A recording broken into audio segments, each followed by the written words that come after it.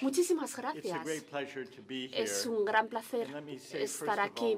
En primer lugar, me gustaría decir que es un gran honor recibir este galardón. He visitado España en muchas ocasiones. Es la primera ocasión en la que estoy en Asturias. Soy consciente de que la Fundación Princesa de Asturias honra y reconoce el trabajo de muchísimos ámbitos, y una de sus misiones es una misión que yo admiro, es decir, la del fomentar el conocimiento humano en el ámbito de la cultura y en otros ámbitos mundiales. Valores humanistas, comprensión, conocimiento humanístico, que son cada vez más importantes en esta época, en este mundo en el que vivimos, teniendo en cuenta la política mundial. Sabemos que son momentos difíciles para la democracia. Y, de alguna manera, los ciudadanos democráticos de muchas partes del mundo están frustrados con los sistemas políticos. Es decir, se busca un discurso público mejor, un discurso que responda a las grandes preguntas y valores, por ejemplo, la justicia, qué significa ser ciudadano. Y para elevar este debate público tenemos que aprender a escucharnos los unos a los otros, razonar juntos en público sobre aquellas cuestiones técnicas que nos afectan a todos y que no estamos resolviendo bien en muchas democracias, incluida la mía. Es decir, los valores que defiende la Fundación son tremendamente importantes para cultivar esa parte de la cultura cívica que sostiene, que respalda y sustenta la democracia. Muchísimas gracias aquí por su presencia y estar encantado de responder a cualquier pregunta que tengan a bien. Comenzamos con las preguntas. Eduardo, aquí ya, segunda fila. Bienvenido a Asturias. Yo soy Eduardo Lagar, de la Nueva España, y quería preguntarle quién es peor para la democracia, Trump o Facebook.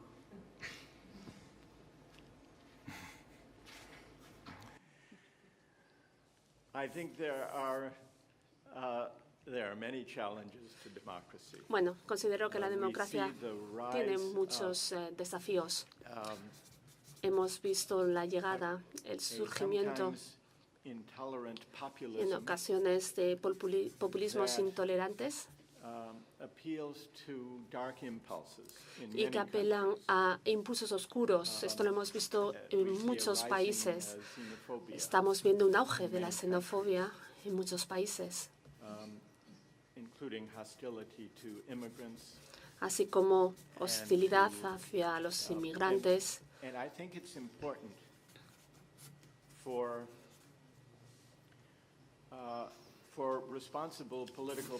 Y considero que esto es una cuestión importante para los partidos políticos y los ciudadanos responsables. Y en este sentido, no solamente es importante criticar esta intolerancia y esta xenofobia,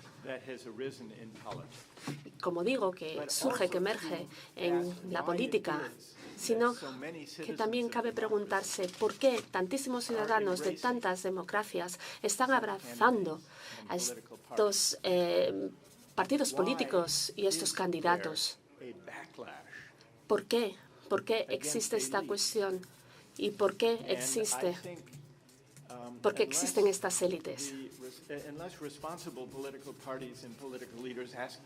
Esto es un retroceso. Esta es una pregunta que se tienen que hacer los responsables políticos.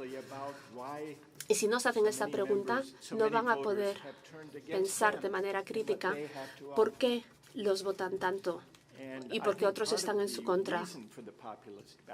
Es decir, lo que explica este retroceso populista es que muchos partidos principales en muchas sociedades, en muchas democracias, han fracasado a la hora de abordar las desigualdades crecientes a las que hemos venido viendo en las últimas décadas. Y también no han sabido responder a aquellas cuestiones que suscitan sustentan y que aglutinan a las comunidades políticas. Es decir, nos encontramos con partidos políticos y con políticos que no son capaces de responder a estas preguntas.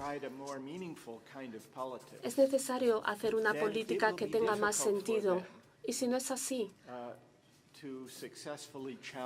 no podrán abordar con éxito los retos derivados de la intolerancia, la xenofobia asociados con estos populismos y este retroceso. Yo creo que las élites tienen que ser mucho más críticas. Y quizás estas élites son las que tienen que ser más autocríticas porque ellos han creado o han marcado el surgimiento de estos populismos. Esto es un gran retroceso. El populismo también responde a la versión neoliberal de la globalización que se ha venido fomentando en las últimas décadas. También me ha preguntado por Facebook. Creo que las redes sociales, no hace mucho tiempo, la mayor parte de nosotros asumimos que las redes sociales eran una buena fuerza democrática que ofrecía una comunicación directa entre los ciudadanos y que podría empoderar movimientos sociales, políticos, así como reformas sociales y políticas. Pero ahora, desde hace poco tiempo hemos visto que las redes sociales tienen un lado oscuro. Y esto lo hemos visto en dos estados, en dos formas. Facebook y otras formas y otras redes sociales han pasado a ser instrumentos de manipulación política. También promulgan y difunden fake news que destruyen los debates democráticos y las elecciones democráticas. Y aún más, el gran poder que está concentrado en pocas empresas de redes sociales y que se presentan como un peligro igual que cualquier tipo de concentración de poder. Hace un siglo, la política tuvo que responder a un exceso de la concentración de poder derivada de la revolución industrial. Hoy por hoy nos tenemos que enfrentar al poder creciente asociado con la revolución digital. Asociado con ello, no solamente nos encontramos con el riesgo de la escala y del poder, sino también la amenaza a la privacidad. ¿Por qué? Porque el modelo de negocio de estas empresas consiste en recopilar datos personales a gran escala y vendérselo a los anunciantes. Ese es su modelo de negocio y todos sabemos que eso trae consigo riesgos a la privacidad. Europa está empezando a responder a estas amenazas a la privacidad y quizá la respuesta de Europa esté siendo mejor que la que estamos viendo en Estados Unidos. Siguiente pregunta, por favor. Después.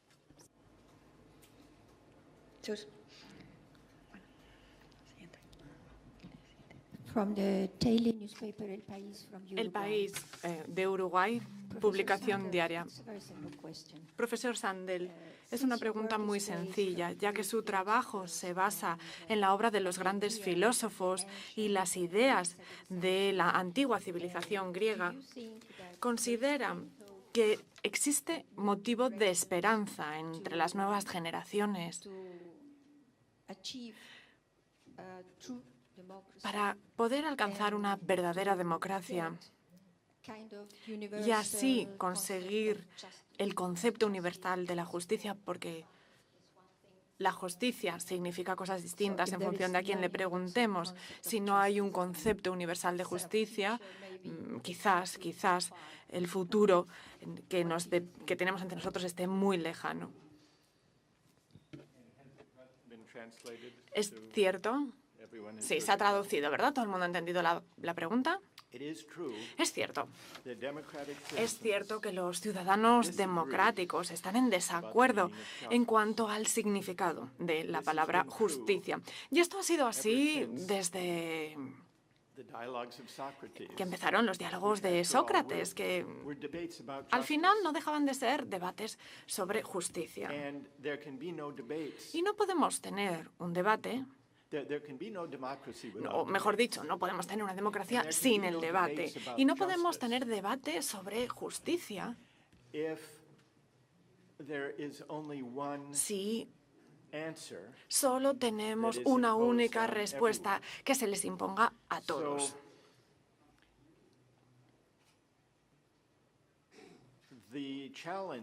Con lo que el reto sería encontrar maneras para poner en marcha las políticas democráticas. De este modo, los ciudadanos tendrían la oportunidad de debatir juntos, de razonar, pero siempre con una actitud cívica y un respeto mutuo. Pero en las grandes preguntas, las que más importan, cuestiones relativas a valor, justicia, qué hacer, por ejemplo, en cuanto al auge de la desigualdad, cuestiones sobre qué nos debemos los unos a nosotros como ciudadanos, ese tipo de cuestiones.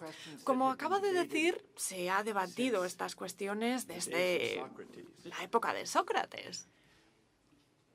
De hecho, mis alumnos en ocasiones me preguntan si los grandes filósofos del pasado no llegaron a un acuerdo sobre la filosofía moral y política, si no llegaron a un acuerdo en cuanto al significado de justicia o libertad, ¿cómo entonces hoy en un aula nosotros, alumnos o ciudadanos democráticos, en definitiva, cómo podemos llegar a un acuerdo? Quizás es una misión imposible. Y, en cierta medida, yo que enseño filosofía política no deja de ser una asignatura imposible, y así lo cuento. Pero es cierto también que es algo a lo que no podemos escapar, es inevitable, porque estas grandes preguntas o cuestiones filosóficas sobre cómo organizar la sociedad de manera que podamos convivir.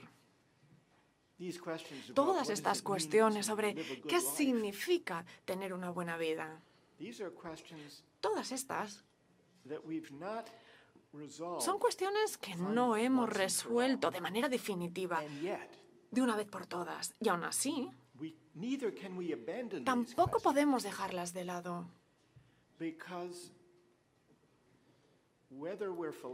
Porque tanto si somos filósofos como si no, necesitamos respuesta a estas preguntas y lo vivimos cada día, porque cada vez que decidimos cómo criar a nuestros niños, a quién vamos a votar en elecciones, ahí estamos decidiendo qué juicios tenemos respecto a justicia, ciudadanía, democracia, el significado de qué es una buena vida.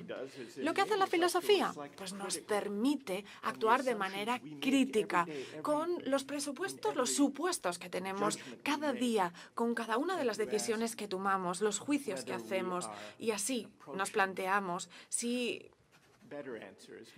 nos acercamos a respuestas más adecuadas, más precisas sobre qué es la sociedad o en qué consiste. Así que esta pregunta que se me hace no solo llega al núcleo de la política y de los argumentos políticos, sino lo que yo diría es la naturaleza necesariamente filosófica de la política democrática y, en este sentido, la ética de la vida diaria. Muchas gracias. Siguiente pregunta. Sí, buenas tardes, señor Sander. Chus Neira, de la Nueva España.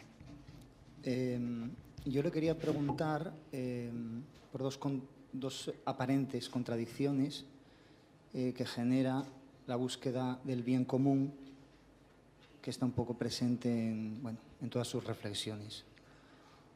Una, al hilo de su último libro, o uno de sus últimos trabajos sobre China, es si corremos el riesgo de que nuestro bien común, el occidental, no sea el mismo que el bien común de los asiáticos, por no hablar de otros mundos como el mundo árabe. La otra es la contradicción también que puede generar la búsqueda del bien común ante los derechos de las minorías, sobre todo en este momento de auge de los grupos de presión, digamos, de las luchas identitarias. Me refiero a por ejemplo, a veganos o... Vegans. Right. One of my sons is a vegan. Bueno, uno de mis hijos es vegetariano. Well, I agree. I agree. Sí, estoy de acuerdo. And he tries to persuade me. Sí, mi hijo es vegano y, como digo, intenta convencerme de una manera muy sutil. Y me dice, sí, ¿por qué no te planteas también ser vegano? On the first part of your question, y respondiendo a la primera parte de su pregunta sobre las concepciones del bien común y cómo vemos el bien común teniendo en cuenta que procedemos de distintas sociedades, de distintas culturas. Usted ha hecho referencia a mi último libro en relación con China, which actually is a volume consisting of many essays. De hecho, es un libro compuesto de muchos ensayos de filósofos chinos que responden a mi trabajo. Entonces, yo entro en diálogo con esos filósofos. Y lo que justamente estábamos explorando, estábamos buscando, es la cuestión que usted acaba de mencionar, es decir, las similitudes y las diferencias en términos de cómo pensamos sobre el bien común y sobre la justicia en las tradiciones filosóficas occidentales y en la tradición filosófica china. Esa es una cuestión que me interesa muchísimo, en tanto que yo he tenido la oportunidad de viajar recientemente a China, así como a otras sociedades no occidentales, y he participado en conferencias, en debates, en muchos debates, especialmente con los jóvenes, y hemos debatido estas cuestiones. Y una cuestión que me ha sorprendido mucho es que allá donde voy, incluida China, nos encontramos con un gran apetito, con una gran necesidad, especialmente entre los jóvenes, para participar en este debate público, para debatir públicamente estas cuestiones relacionadas sobre la ética, sobre los valores, sobre la justicia, el papel de los mercados en una buena sociedad.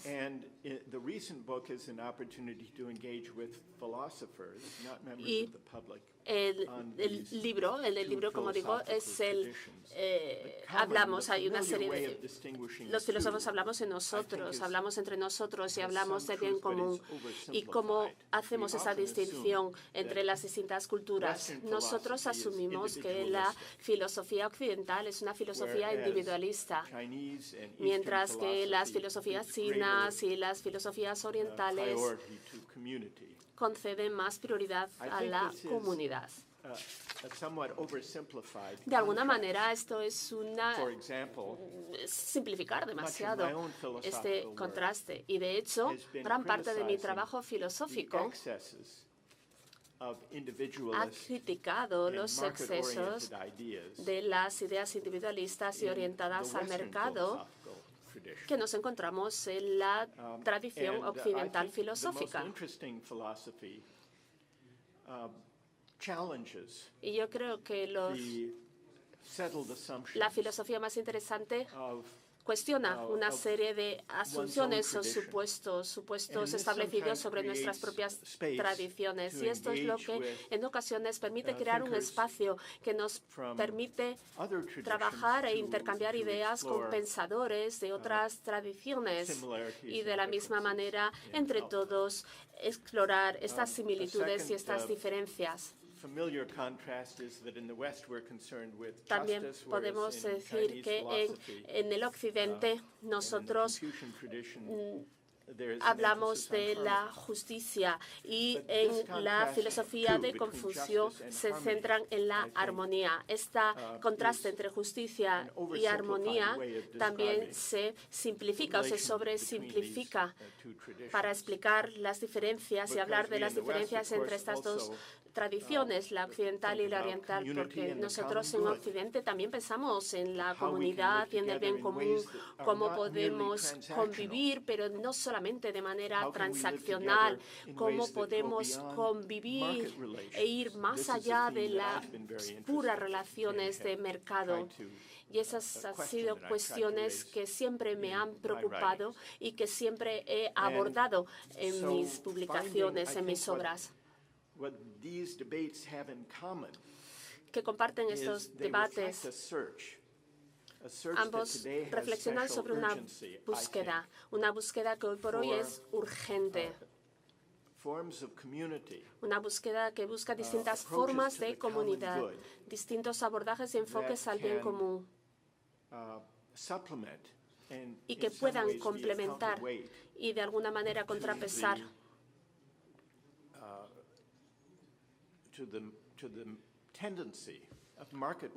la tendencia de las relaciones comerciales que cada vez afectan más a nuestra vida diaria. Es imposible, no tenemos una única respuesta a esa pregunta, pero es una de las preguntas más importantes en términos políticos, es decir, el sentido de pertenencia, las identidades compartidas, algo que nos permita sentir que pertenecemos a un grupo, que formamos parte de un bien común que va más allá, que es mayor que el interés individual y con el que nos identificamos como sujetos de consumo. Y esto enlaza con la primera pregunta. La política no ha sabido responder a esta pregunta o a esta cuestión. Y es decir, la política en muchas ocasiones ofrece soluciones de intolerancia para responder a las cuestiones de identidad y de pertenencia a un grupo. ¿Por qué? Porque no existe un debate público sano sobre las identidades y sobre la pertenencia al grupo. Los nacionalismos y la xenofobia o los fundamentalismos intentan rellenar ese espacio, ese vacío. Así que considero que el reto consiste en elevar este debate público para abordar esas cuestiones de bien común, identidad y pertenencia a un grupo, y no dejarles espacios a los autoritarismos y a los fundamentalismos. ¿Por qué? Porque, sin lugar a dudas, las personas, los ciudadanos, buscan una respuesta, pero no esta respuesta. Sí, soy Luis Martínez del Mundo. Me gustaría saber su opinión sobre un conflicto que está ahora mismo presente en España, que es el conflicto entre la necesidad de respetar la ley y la necesidad de atender a la exigencia de un determinado número de la población que exige un referéndum en una comunidad concreta de España y que no se puede atender por ley. Entonces, hay un conflicto entre la exigencia de un determinado grupo de ciudadanos y la imposición, entre comillas, imposición de la Constitución vigente. Me gustaría saber su opinión sobre eso. Y una segunda pregunta. Recientemente se ha aprobado... Sí, es más fácil. Segundo va a ser más fácil, ¿a que sí? Sí, mucho. Es mucho más fácil. Recientemente se ha aprobado la obligatoriedad de la filosofía en la educación secundaria, que no lo era, o que lo fue en el pasado y que dejó de serlo.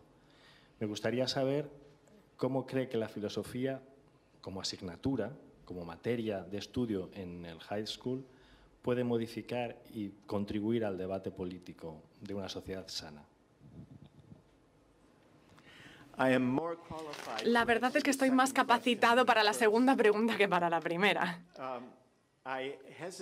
Sí que tengo mis dudas en cuanto a observador externo, digamos, invitado, visitante. Y no me atrevería a resolver los retos políticos a los que se ha hecho referencia en esa primera pregunta, salvo lo que sería una observación, supongo que es obvia, pero de naturaleza general, lo cual me devuelve a lo que ya había dicho antes, las cuestiones de identidad, pertenencia y los términos, los acuerdos dentro de la comunidad y cómo las comunidades se relacionan entre sí.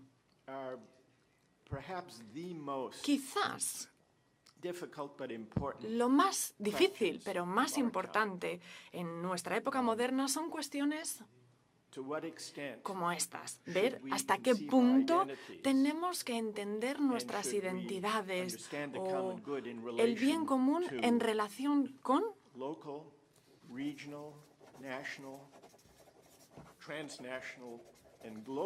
formas de asociación locales, regionales, nacionales, transnacionales y mundiales, tanto en la historia como en la comunidad. Estamos ante las cuestiones más difíciles que se nos pueden plantear en las democracias de todo el mundo en la actualidad. Y yo creo que cualquier política democrática que tenga éxito tendrá que promover el debate, la negociación de todas estas cuestiones. Quizás es una respuesta más general de lo que buscaba, me temo, pero es lo mejor que puedo ofrecerle. En cuanto a la segunda pregunta, sobre la función de la filosofía en la educación secundaria, Considero que es bueno. Evidentemente no le sorprende que yo diga esto, pero todo va a depender de cómo se enseñe esta filosofía. Porque si la filosofía se enseña de manera sencillamente, pongamos, que obligamos a que lean a los autores del pasado y luego les hacemos un examen y los alumnos tienen que recordar quién dijo qué, entonces ahí yo creo que hemos perdido una oportunidad. ¿Cómo intento enseñar yo la filosofía? En la universidad, eso sí, aunque yo creo que también es aplicable a secundaria. Es explicar cómo la filosofía es un tema vivo. Explicar cómo los filósofos del pasado han escrito y qué han escrito.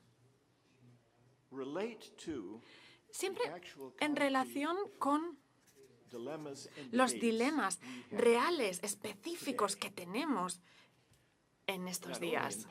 Pero no solo en lo que afecta a la política, sino también en nuestras vidas diarias, con las familias, las comunidades.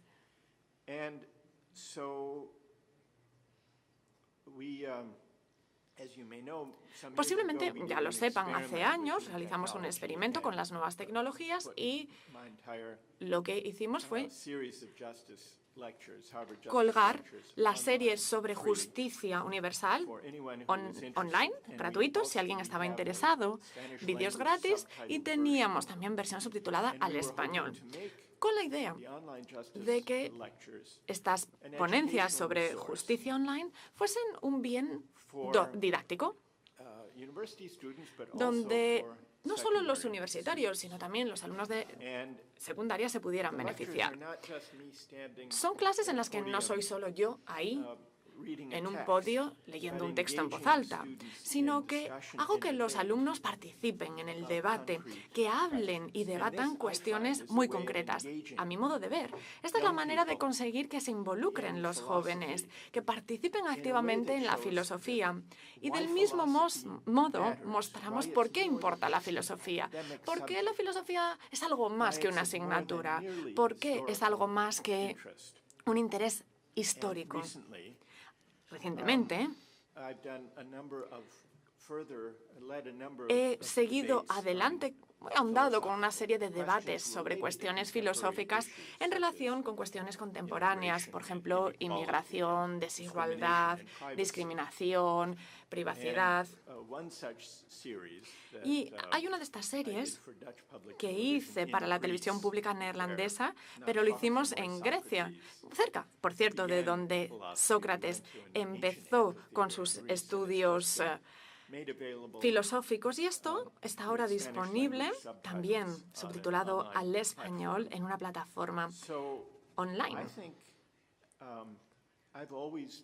Yo siempre he estado interesado y he buscado relacionar la filosofía con el mundo, resaltando su importancia pública. Pero esto significa que tiene que ser accesible y tiene que apelar no solo a los alumnos como asignatura, sino que tiene que ser atractiva en general para todos los alumnos, en secundaria o no. Por eso me parece muy importante exponer a los alumnos a la filosofía, pero, como digo, importante que para que sigan interesados más adelante en sus vidas, la filosofía se tiene que enseñar de una manera que esté relacionada con los dilemas que ellos pueden identificar y con los que se pueden identificar, los que les llegan a ellos para entender cuán importante es la filosofía en sus vidas. El tiempo transcurre deprisa escuchando al profesor Sandel, pero inexorablemente pasa, así que debemos dar paso a la última pregunta. ¿Había alguien levantando la mano aquí detrás? Yeah. Max Álvarez, de la televisión pública del Principado de Asturias. Uno de estos dilemas a los que se enfrenta la sociedad actual son los vientres de alquiler, la gestación subrogada. ¿Qué opinión tiene usted al respecto, profesor? What is the current law in Spain? ¿Cuál es la legislación española? Prohíbe, ¿verdad?, los vientres de alquiler en todos los casos, ¿verdad? Sí. Y el vientre de alquiler comercial y no comercial, ¿están los dos prohibidos? Bien sea con transacción. Sí, en todos los casos está completamente prohibido los vientres de alquiler por la legislación española. Bueno, acabo de llegar hace unas horas aquí y la última clase que impartí ayer, justamente debatimos esta cuestión sobre los vientres de alquiler. En Estados Unidos la ley cambia de un estado a otro. Hay estados que permiten los vientres de alquiler, otros no, los prohíben, con una serie de excepciones o no. In general, I've been a critic of the use of En general, yo siempre he sido bastante crítico en relación con los mercados de compra-venta en ámbitos relacionados con la vida social, con la vida familiar. ¿Por qué? Porque aquí se pueden comprometer o se pueden corromper virtudes básicas por esta compraventa. En caso del vientre de alquiler, el peligro al que nos enfrentamos es la mercantilización. No estamos hablando de vientres de alquiler altruistas, donde uno de los miembros de la familia, por ejemplo, una hermana, porta el hijo o da a luz al hijo de su hermana. Es decir, aquí esto es una vientre de alquiler altruista dentro de la familia. Pero este vientre de alquiler comercial pasa a ser parte de una relación comercial y el problema, el riesgo aquí es comprometer la capacidad reproductora de las mujeres y acabar viendo a la mujer como una fábrica, como una herramienta, es decir, instrumentalizar a la persona. Hubo un caso muy famoso, un juicio muy famoso en Estados Unidos.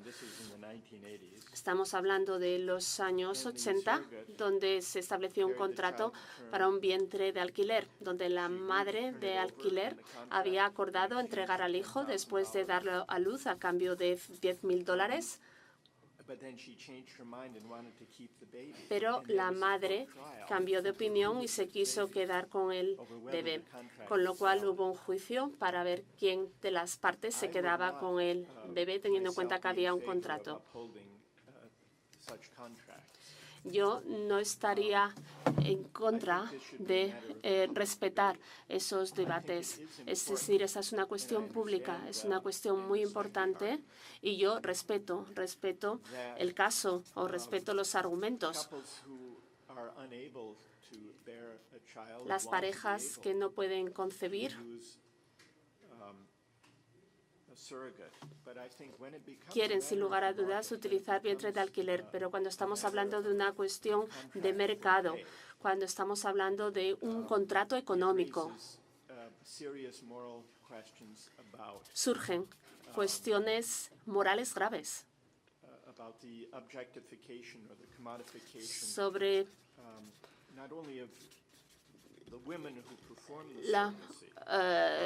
convertir en objeto a la madre de alquiler. Y también corremos un riesgo en relación con las actitudes hacia los hijos, en tanto que son entregados como parte de como un intercambio comercial debido a un contrato económico. Estas son cuestiones morales y son preocupaciones morales que surgen de estos vientres de alquiler pagados, a diferencia de cualquier acuerdo altruista en el que puedan participar miembros de una misma familia.